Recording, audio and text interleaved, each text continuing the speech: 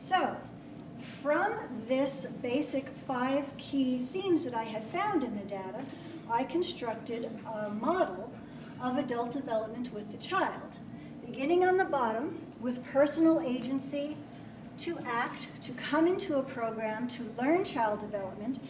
And I'm going to go one step ahead and come back to this model. I'm going to describe this first leg of the journey up on this spiral.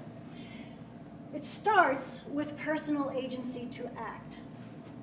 So you can see that this is the first part of the spiral. It starts with the personal agency to act, stimulated by feelings that something is off, either in myself, either in my family, or in my child. That, of course, leads to new learning, which is the orientation to child development. That leads people to critical self-reflection. So that's a step along this rise to further development. And with the reflection comes differentiation from the past. With critical self-reflection, people are beginning to be able to differentiate from things that they thought would never go away. Began to have a grip on them that was just not going to change. And with that differentiation, people describe making new meaning out of their world. They increased their self-knowledge, and they were able to define themselves differently and make new meaning out of their lives and out of their relationships with their children. And their final stage up into that spiral is the sustained effort to act. And that sustained effort is the key to the movement forward in adult development. And that results in both cognitive and affective development. So now let's go back to the spiral.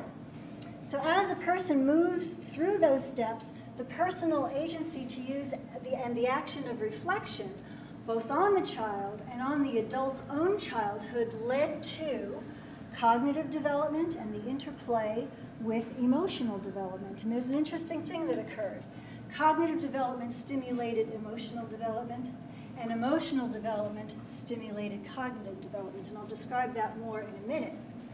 With further intention to act, to nurture the child's development and use critical self-inquiry, then came the emergence of adult well-being. And again, with the use of personal agency and the sustained intention to act, by nurturing the child and using self-inquiry, came the emergence of wisdom. And I propose that there is possible future development, but that wasn't part of my study, so I just make that as a possible future. Oops, backwards.